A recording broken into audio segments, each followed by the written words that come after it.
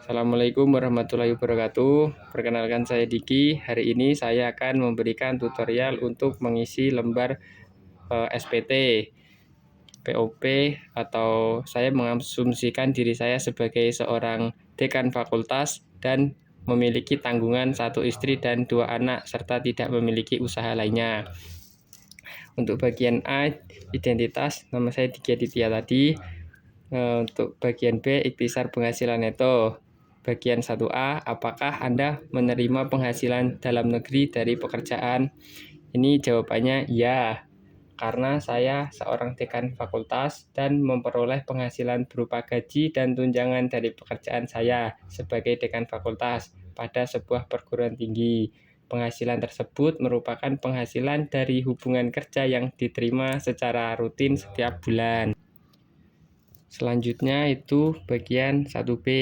Apakah Anda menerima penghasilan dalam negeri dari usaha dan atau pekerjaan bebas? Jawabannya adalah tidak.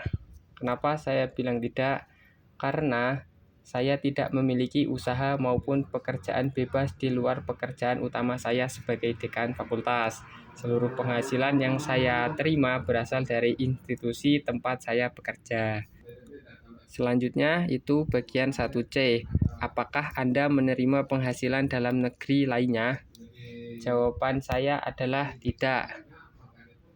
Karena selain gaji dan tunjangan dari pekerjaan saya, tidak menerima penghasilan lain seperti royalti, sewa, hadiah, atau bentuk penghasilan lainnya yang berasal dari dalam negeri. Selanjutnya bagian 1D. Apakah Anda menerima penghasilan luar negeri? Jawaban saya tidak, karena saya tidak memperoleh penghasilan dari sumber manapun yang berasal dari luar Indonesia. Seluruh penghasilan saya diperoleh dari kegiatan pekerjaan dalam negeri, yaitu sebagai seorang dekan fakultas. Selanjutnya itu bagian C tentang perhitungan pajak berhutang. Apakah terdapat pengurang penghasilan neto seperti kompensasi, kerugian atau zakat atau sumbangan keagamaan yang dibayar selain yang telah diperhitungkan dalam formulir BPA 1 dan atau BPA 2? Jawaban saya adalah tidak. Kenapa? Karena tidak terdapat kompensasi kerugian maupun pengurang lainnya yang dapat dikurangi dari penghasilan neto selain yang telah diperhitungkan sebelumnya. Selanjutnya yaitu tentang penghasilan tidak kena pajak. Di sini karena saya merupakan golongan K2 yang sudah menikah dan memiliki 2 orang anak menjadi tanggungan saya, maka sesuai dengan ketentuan pajak yang berlaku, saya akan mencentang yang ya.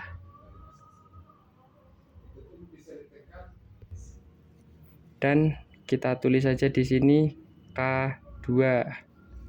Selanjutnya yaitu apakah terdapat pengurangan PPh terutang? Jawaban saya tidak. Kenapa? Alasannya yaitu karena tidak terdapat pengurang tambahan terhadap PPh terutang selain yang telah diperhitungkan melalui mekanisme perpajakan yang berlaku. Selanjutnya bagian D tentang kredit pajak. Apakah terdapat PPh yang telah dipotong atau dipungut oleh pihak lain? Jawabannya ya, karena pajak atas penghasilan saya telah dipotong langsung oleh pemberi kerja melalui mekanisme pemotongan PPh pasal 21 sebelum penghasilan tersebut saya terima. Selanjutnya, apakah Anda menerima pengembalian atau pengurangan kredit PPh luar negeri yang telah dikreditkan? Jawaban saya tidak. Kenapa? Karena saya tidak memiliki penghasilan luar negeri manapun, kredit pajak luar negeri yang dapat diklaim atau dikurangkan. Oke, kita masuk ke bagian H tentang angsuran PPh pasal 25 tahun pajak berikutnya. Pasal 13A, apakah Anda hanya menerima penghasilan teratur dan berkewajiban membayar angsuran PPh pasal 25 tahun pajak berikutnya? Ini kita centang tidak, karena sebagai pegawai, khususnya saya seorang dekan, kewajiban perpajakan atas penghasilan saya telah dipotong oleh pemberi kerja atau instansi yang tempat saya bekerja, sehingga saya tidak memiliki kewajiban membayar angsuran PPh pasal 25 secara mandiri. Pasal 13B, apakah Anda menyusun perhitungan tersendiri angsuran PPh pasal 25 tahun pajak berikutnya?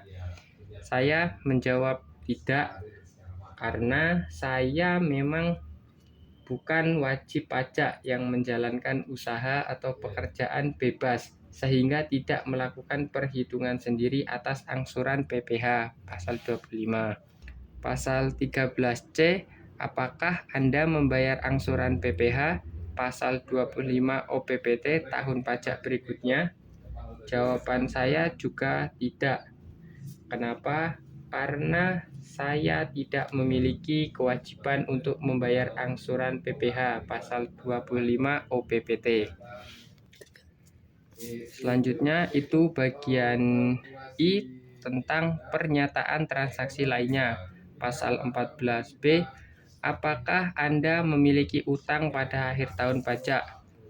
Kita centang tidak. Kenapa? Karena saya tidak memiliki utang sampai akhir tahun pajak saya dan tidak memiliki kewajiban utang yang belum diselesaikan. Pasal C, 14C, apakah Anda menerima penghasilan yang dikenakan pajak penghasilan bersifat final? Jawaban saya juga tidak. Kenapa? Karena saya tidak menerima penghasilan yang dikenakan PPh final seperti bunga deposito, sewa tanah dan bangunan, atau penghasilan final lainnya. Pasal 14D, apakah Anda menerima penghasilan yang tidak termasuk objek pajak? Jawaban saya tidak. Kenapa? Karena selama tahun pajak berjalan, saya tidak menerima penghasilan yang termasuk kategori bukan objek pajak, seperti hibah atau warisan.